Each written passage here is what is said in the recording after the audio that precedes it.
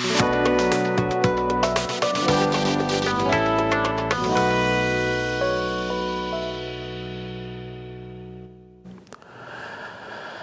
very warm welcome to today's edition of Behind the Headlines.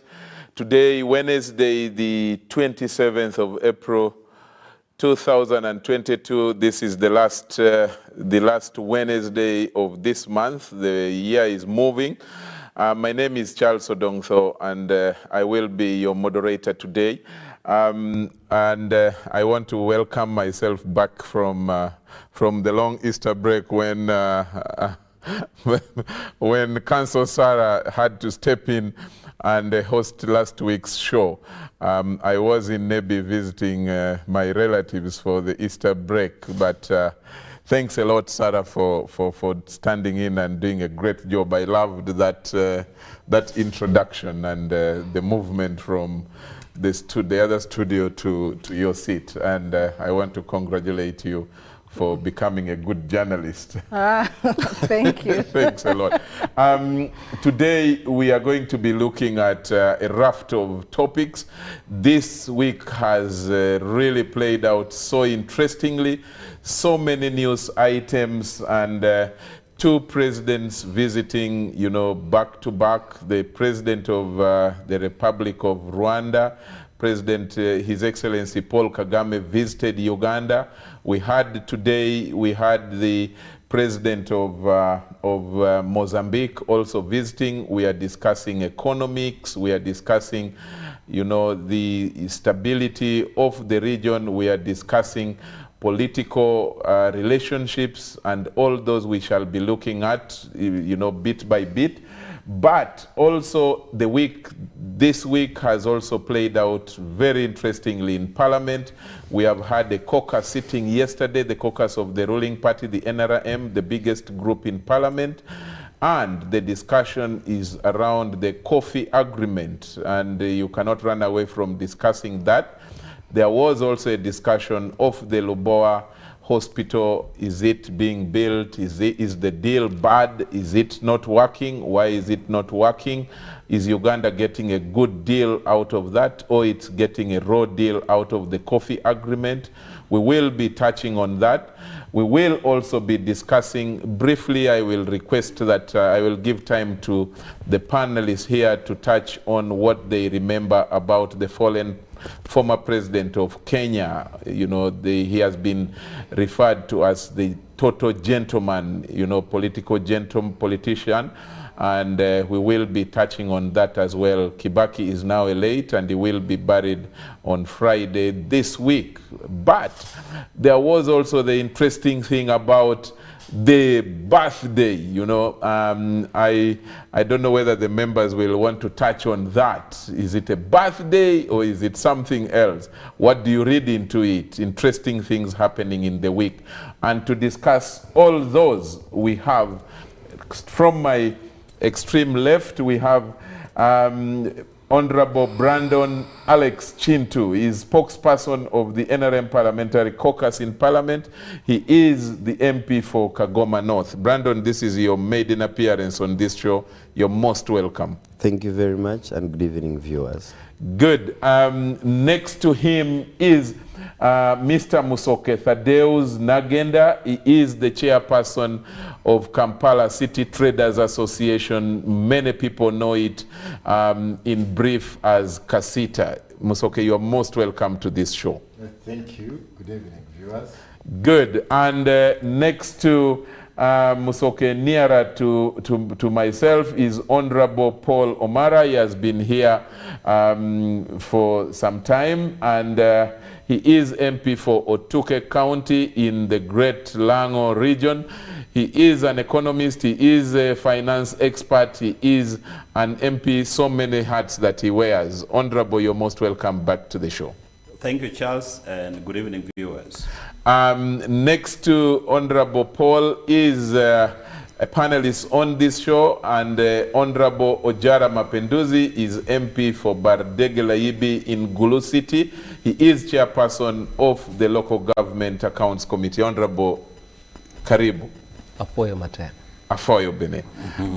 Finally, on my immediate left is Council, I almost said Honorable, not yet, but Dr. Sarah Birete is Executive Director of the Center for Constitutional Governance. Sarah, you're most welcome back to the show. Thank you, Charles, and good evening, viewers. Yes, good. And to you out there, it's a pleasure to bring back the show again, and may the debate start. And we are going to start with some of the interesting things. Today, the Attorney General was in Parliament. The discussion, the inquiry is around the coffee agreement. Yesterday, it formed the bulk of the discussion during the caucus, over 4 hours of caucus meeting at Kololo ceremonial grounds, chaired by the president himself. And the information we are getting is MPs, you know, saying, no, we don't need this. This is not good for our country. It's not, you're creating a monopoly. Honorable Brandon, as spokesperson for the caucus, what is it that came out of that meeting? Is there a consensus between the executive and Parliament as the people's representative on how this coffee thing should be handled? Thank you very much, Charles. Yesterday we had a very beautiful interaction, and to me it was a very patriotic meeting. We all have a background about coffee plantation in this country. One time I had traveled and somebody asked me, what is the biggest economic activity in your country? I looked around, I couldn't tell. But what was on my mind and what I know that everyone would like to trade in is politics. So I simply told him, well, politics is the most growing economic activity in Uganda. And indeed it is, because the most growing economic activity in this country. Very interesting. But as much as we try to appreciate that this country needs value addition, in Busoga, where I come from, we had a lot of coffee. But now when you go into Busoga, in one of my biggest sub-counties, I think it's one of the most growing sugarcane sub-county in the world, Buyengo. And it was a coffee hub. We did at one time cut all the coffee trees because we simply needed to catch up with vanilla, which did not sustain for a long time. So we've been trying, but now we want to give value addition. Ugandans and legislators appreciate that we need to give the little we have to give it value, but how do we do that? That's why in the beginning I said it was a very patriotic caucus, and this did not really need anyone to be taught to be patriotic. So members of NRM do appreciate that the president has a great vision for this country. And as it's embedded in our manifesto, we have a very great task to implement what we promised people during the elections. But we must be very careful as we trend this. And we must be mindful that we are Ugandans today, and if we want to have a stable economy, we must look at different environment around this modern growing society. So we did not actually have a chance to look at this agreement. And the constitution as a group, as a caucus, as members of parliament. I think even today was the first interaction of coffee growers to come to parliament to interact with the Committee of Trade. So of course this country is governed by law. We have very stipulated writings about things, how they should operate and how it should be. So members were just critical. They did not disagree, but they were just critical to check out, can we formalize? There are issues they were raising. I'm glad Omara is here. He came up with also a couple of issues that he will tell us because we had run out of time. We are looking at different clauses when you look at monopoly, when you look at who would set the prices of this commodity. So it was quite challenging, and it was targeting a certain company, leaving out the best interest of this country. And as legislators, we were in the caucus. We don't legislate legal things in the caucus, but we come up in cohesion.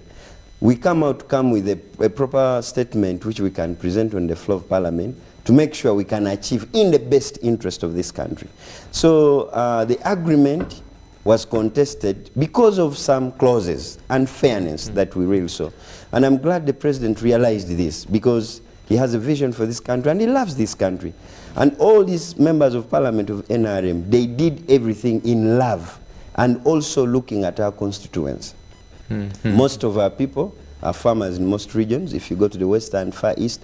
And people are also giving comparisons. Let us look, we never gave a fair bidding process. We never called this out for everyone, because I remember one member gave an example of Wogisu cooperatives, which is a very serious one, and so many others in the Western and the Central, even in Uganda here. So the caucus, we agreed that we come back and revisit the agreement. So that's the position.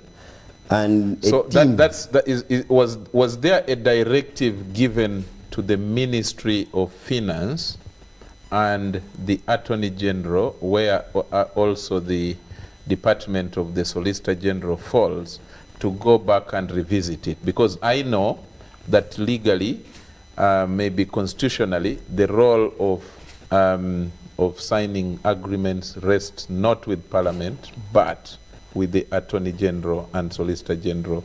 And in terms of investment, the Ministry of Finance. So was that specific directive given by the, by the chairman of the caucus, by the caucus? Yeah, definitely. The Attorney General was instructed, because he was very vibrant to see that we understand the legality of the agreement and what it affects and what it doesn't affect. I watched him in Parliament today. So it was referred back, and also a team, because in the chairman's communication he said we would also get as many consultants as possible to make sure we study this agreement and fully understand it. And we need to know that it's really protective to our people and to our economy. So the team is now, it has already started investigating, because there are also committees. We got a directive from the Speaker of Parliament with the Committee of Trade to investigate the same. We also have a ministerial committee, actually, with different ministries, the way you have aligned them, to investigate the same. So we expect a feedback very soon. And remember, Charles, and my colleagues here know that this is a very touching issue. Yeah. It's all over everywhere. It's on the lips of the people. And this is the last thing they have. It's kind of the last stone they have. Okay. So I want to assure Ugandans that we are here for you. We are here for all of us, because this is our country. And I want to congratulate the members of Parliament yesterday that they showed patriotism.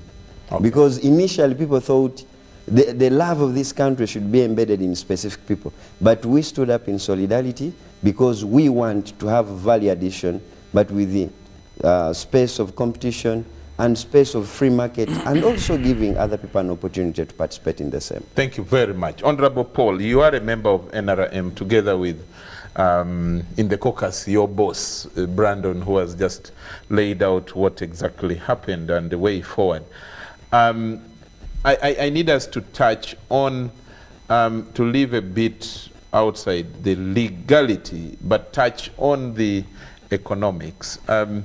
From your reading, the Attorney General was today in Parliament. Yes, he focused more on the aspect of the legality, but the majority of the MPs are questioning the benefit of the economics of the agreement to the nation. Did you read that agreement as it is right now, disfavoring the nation? Thank you, Charles, for the question. I just want to provide a quick background to the coffee economy.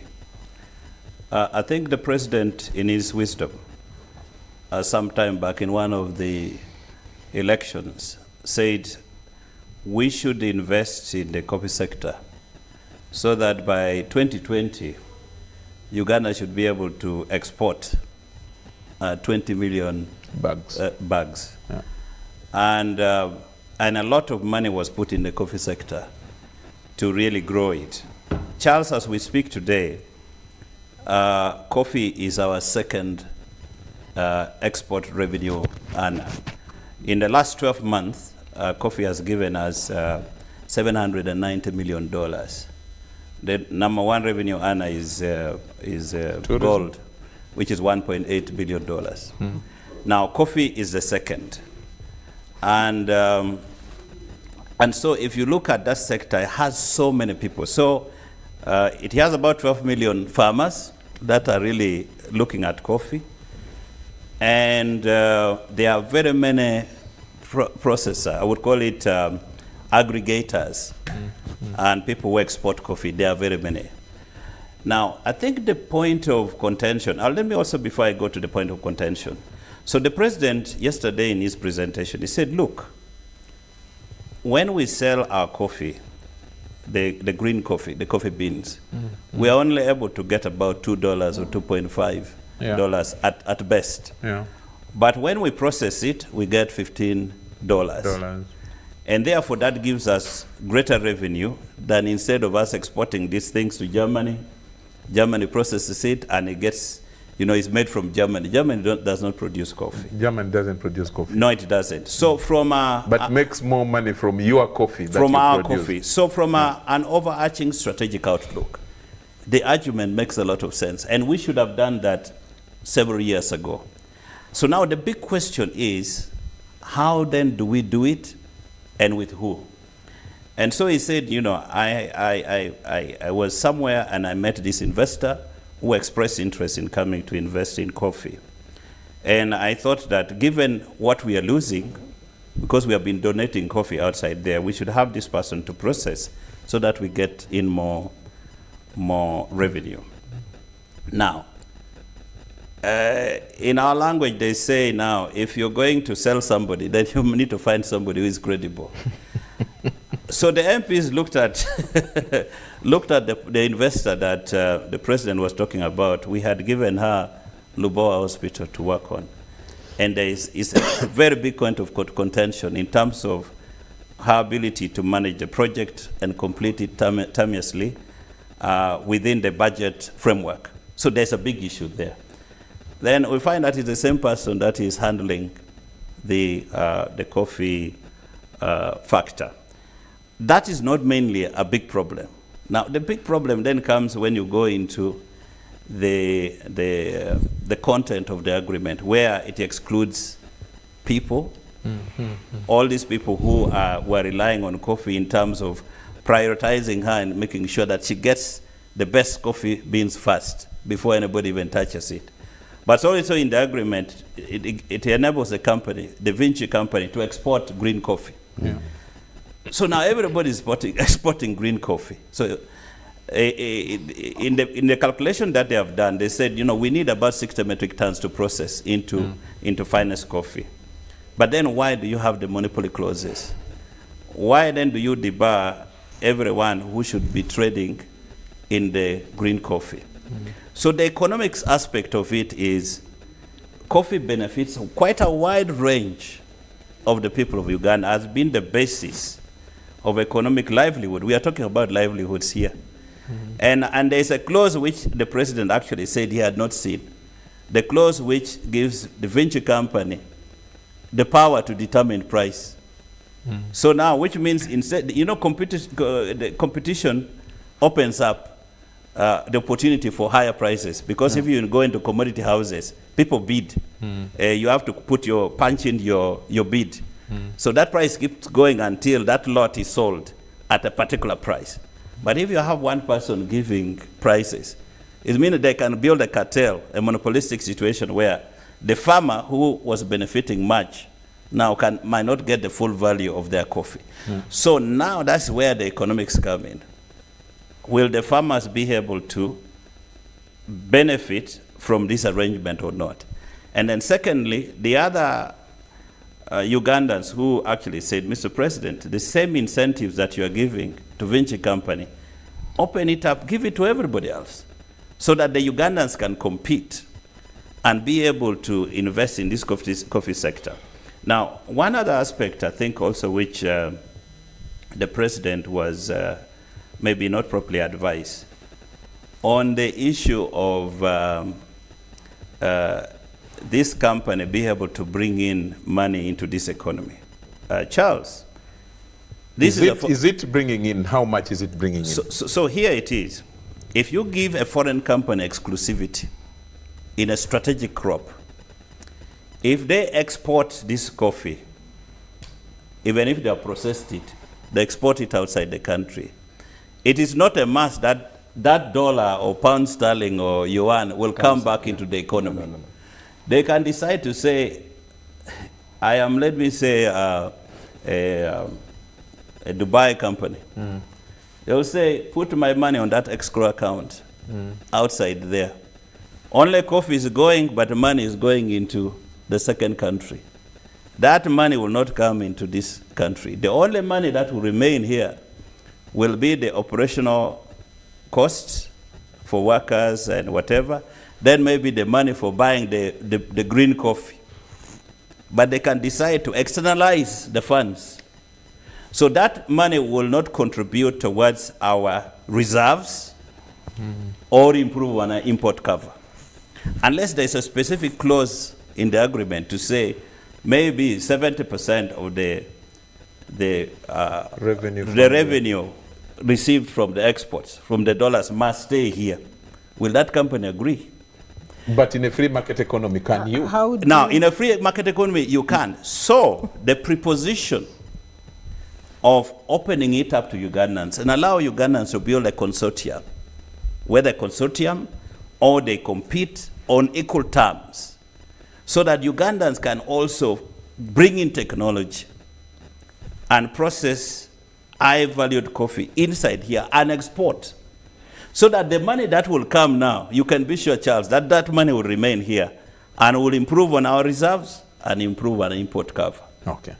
So that is a point that must not be lost on anybody. To say a foreign company will come and invest here and export and improve on our economy. They are not compelled to do that. So for us who are not MPs, and majority of my viewers out there are not, and who are not members of the caucus, what we are interested in at this point is to know what was the final outcome of that particular discussion.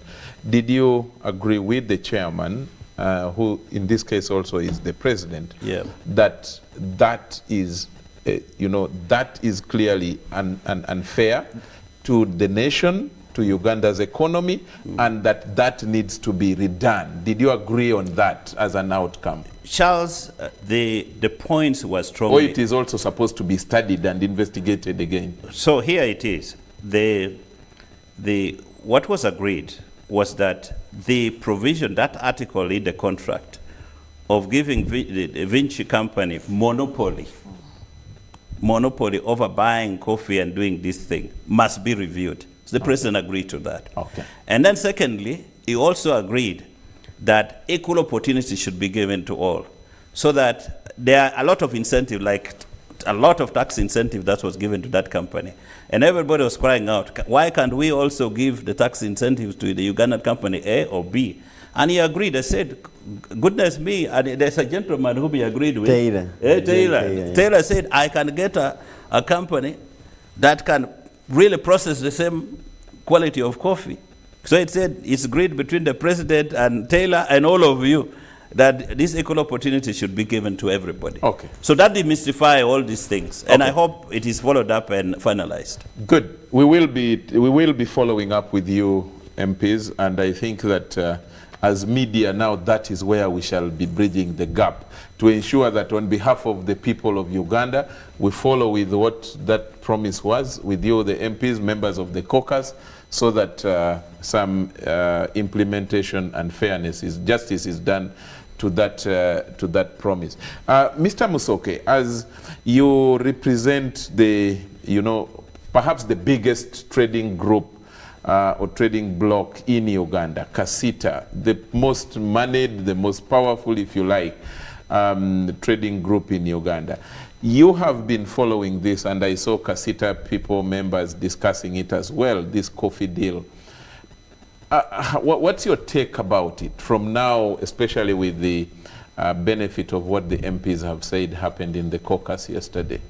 Okay, thank you, Mr. Charles. I want to thank our honorable members of parliament for such a very brilliant engagement with the president.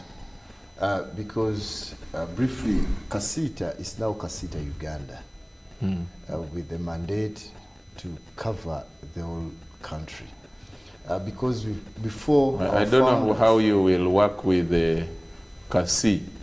And, you know, Because the fact is, CACI stands for you know, Kampala our City. founders, when we were starting this association, they were in Kampala, and they thought that the challenges of trade rotate just around Kampala.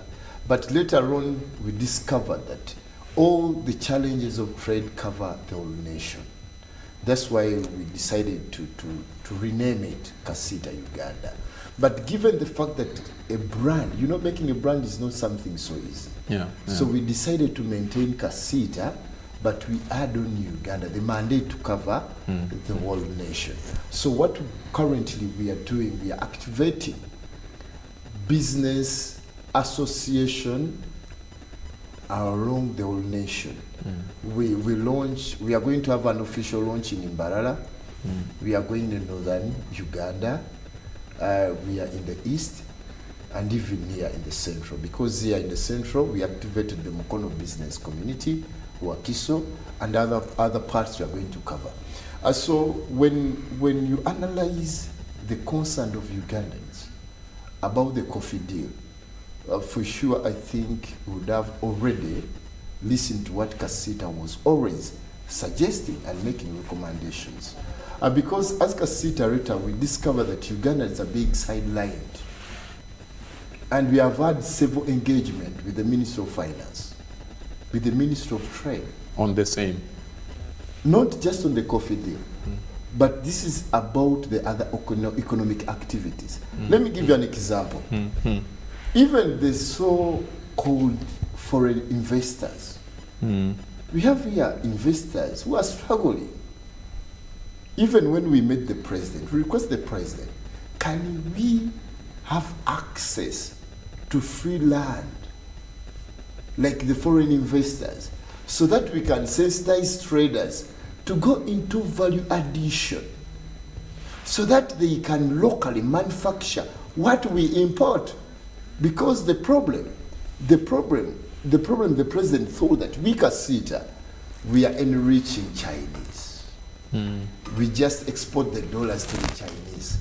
Unfortunately, currently, you find that the majority of foreign companies enjoying our foreign money, they are foreigners. So you find even the little foreign exchange we are getting here is being enjoyed by the foreign companies. And so through those engagements, you know, when the president instructs, he promised that no, now Kasita, you are going to have direct benefits through the industrial parks. But my friend, we have struggled, we have gone through the Minister of Trade, we have failed even to get any small allocation.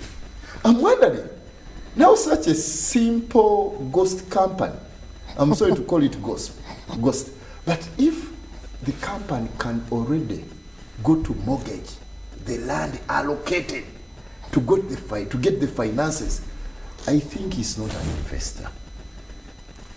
Because we, the local Ugandans, we strive, we go to the banks. I was about to say you Yeah, should you know, we mortgage our houses, the cars we are driving, we are driving on loans to make sure we invest those small investments, the cottage industries, even the imports. And unfortunately, you find that when the so-called foreign investors, when they come here, they have serious protection. And for one time, as Kasita, we had a touring team and went to Namave. They had put strict restriction on importation of carpets. So we went to the so-called investor. He was a Chinese. He had been in Uganda for a very great time, had critically analyzed the business operations and whatever. So through those engagements, he told us, you know, in Uganda, it's very hard to survive unless you have connections. That's what he said. Yes, secondly, I have my partner in the company. Is in URA. Why? In order to survive in Uganda as an investor, you have to surrender some shares to enjoy those unbelievable benefits. By the time we uncover behind the scenes of the coffee deal, my friend Chelsea will be shocked. So later on, we told these Chinese, can we tour about the, around the factory? When we toured around the factory, he had never manufactured a single carpet. And he was telling our members, please, can you get me samples so that for the meantime I can import. As I import, I can supply to you guys until I get money to set up the processing plant to locally manufacture the carpets. So what do these foreigners do? They are trying to push local Ugandans out of business. That's the fact. We have tried as hard as possible as Kasita to explain to the president. Several times, luckily enough, we have been consulted by the members of parliament. We have been able to explain to them with evidence. Because as Kasita, we carry out research. Because, you know, it looks so funny, like I'm here now on the nation broadcasting station to make sure that I just out any words just for cheap popularity. But I have to, when I'm here, I have to be sure that whatever I'm airing out, whatever I'm presenting, I have evidence. Yeah. So later, what the Chinese told us, now Kasita, don't worry, I'm also in business. So side a little bit, as I formalize, we told him, for the meantime, it's very unfair to restrict Ugandans to import carpets who are paying taxes.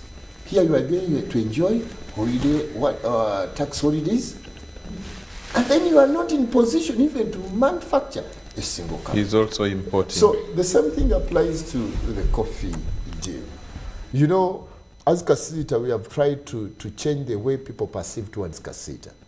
Like they thought now those are Kampala Bayayes. Even that comment was even made by some big wings in the government.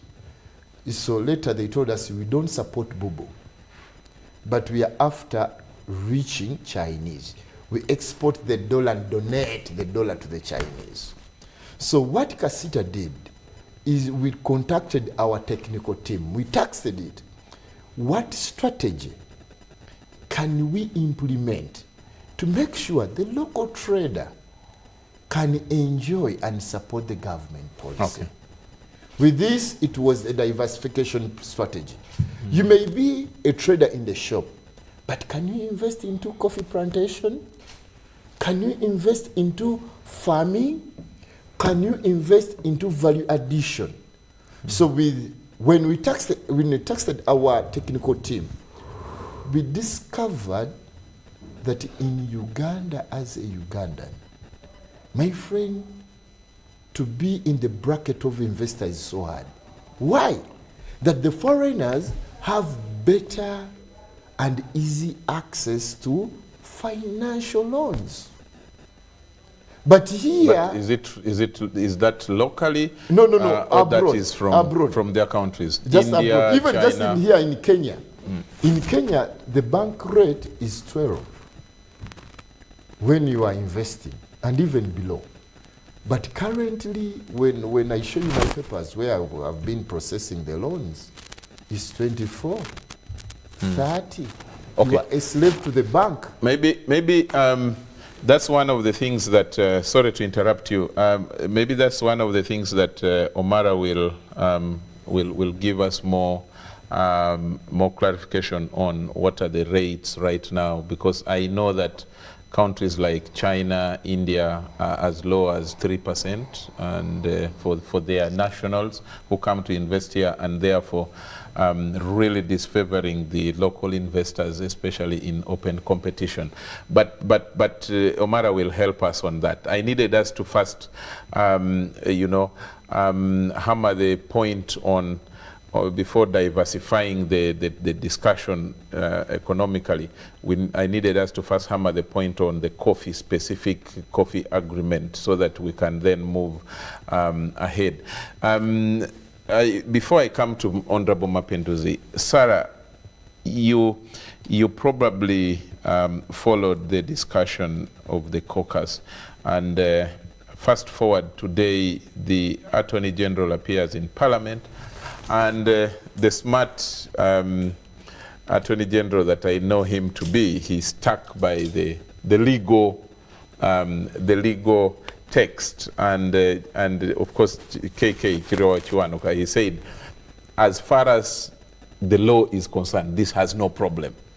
And I am not going to go into the politics, the emotions. I think the word which was used in the during the inquiry meeting or interaction was that the word that I saw him using, or I heard him using, was emotion. How do you think this can be merged? On the other hand, we have the Attorney General is supposed to advise government on a proper legal agreement between government and any other interest.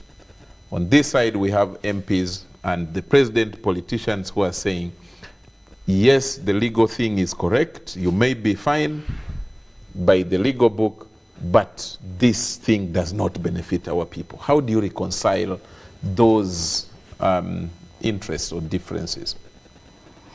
Well, I watched the Attorney General in the news, and as much as he claims to be defending and be right on the side of the law, he's also not being honest. Because the law, starting with the grand norm, the Constitution, mandates under the national objectives and directives of state policy, mandates every government entity to involve stakeholders on all matters of development, including the economy, especially where they are participating in that aspect of the economy. Did they involve them or not? They did not. So that's abuse of the Constitution, first of all. When you go to the Investment Act and the Investment Code, for anybody to qualify to be called an investor, they must have an investment license. At the time this MOU was signed, the Vinci company had no investment license. So is he on the side of the law? He is not. When it comes to creating incentives and the mandate to create incentives, the Investment Act and the Investment Code lays out incentives that are available to investors. The MOU creates incentives outside the Investment Code. Is he on the side of the law? He is not. So I think, when Attorney General, you need to be honest with Ugandans, because the common thinking of ordinary people is that lawyers are liars. And when the chief advisor of government lies in the naked of cameras and all citizens, I think it only gets worse. So where people have fallen short, they need to admit. Citizens are up in arms. In addition, our laws run under the principles of the liberal economy. Clause 421 of the MOU creates monopoly on coffee of grade, it's called grade 18, and above, the finest grade of our coffee, saying that the company must get enough supply and the government will ensure that, and until when that supply is met, that's when other exporters will come in. That is monopoly. It violates our economic principles as a country. So I don't see which side of the law Attorney General. I saw him telling MPs that he's not emotional, he's a lawyer working with the law, but the MOU is outside the laws of Uganda on those 4 principles. Honorable Omara, do you have you as MPs on this inquiry team put up, I want to be correct to the extent that I don't undermine the committee's mandate, but do you have an equal person versing the Attorney General in asking these questions in order for the country to get the best out of this inquiry going on? That the Attorney General is a very senior, legal mind. Chief legal advisor of government. Yes, that is as an assignment. But even in terms of practice, He is senior and he knows where the laws are. But I see him engaging with members who are, you know, someone said, innocent of the law. This type of questions that Sarah is putting should be put to the Attorney General there and then, so that the country and not just individuals get the best. Thank you, Charles. There are quite a number of issues that mandates Parliament to look into this matter. First, we are the people's representatives. And when the population is very, very unhappy about an undertaking by government, as a people's representative, we really need to voice that, just as it happened yesterday, that this contract is not good for the majority of the people. The second aspect, I am a member of the Finance Committee of Planning and Economic Development. One of the issues that we had tasked URA to do is to increase domestic revenue collection, given the fiscal deficit which we have in our budget funding. And we had also made this point known to the Minister of Finance that we must have a robust domestic revenue generation strategy. Now, one of the loopholes that we have had over time is actually the tax exemptions which are given to various entities over the years. Now, so this company also, rightfully so, within the act that we provided, were given, you know, a lot of tax waivers, and by the way, future taxes were even waived. So Parliament has a right to investigate, and also in the process of us doing our oversight role, we are mandated to investigate on any matter which we feel is not appropriate. So that's why you find that the Speaker referred this matter to the Committee of Trade to look at it and come up with a recommendation to the House. Now, based on their findings, Parliament will then make a resolution or provide a directive in that regard. Okay. So the Parliament has a mandate. Okay. You can't wish Parliament away. Not at all. You know. I agree with you. Honorable Mapenduzi, what do you see to be the way forward in this? Well, first, from one, you are also an MP, but two, of course, and the people's representative, but two, you as an opposition MP, how do you want this to end? first, I am happy with the level of discussion now and where the whole discussion has reached. Last week we talk about the same thing, and I see every day different people coming to express their concern, and so it's not just a matter for a few individuals, so the opposition or ruling party. It's a matter for Ugandans, and Ugandans have to speak, they have to talk about it. And we have to continue talking until when the right thing is done. There should be no giving up. And as I stated the other time, we shouldn't talk in fear, but also not fear to talk. Because anything that concerns the people of this country should be talked about by the citizens. You know, Charles, last week I asked about 3-4 questions, key questions, and I'll repeat them. Just from where my brother Brandon brought his point. Is it wrong for the president to attract investors? No. It is right. He has a duty to attract people who can come and take part in improving our economy. And he needs to be supported in that.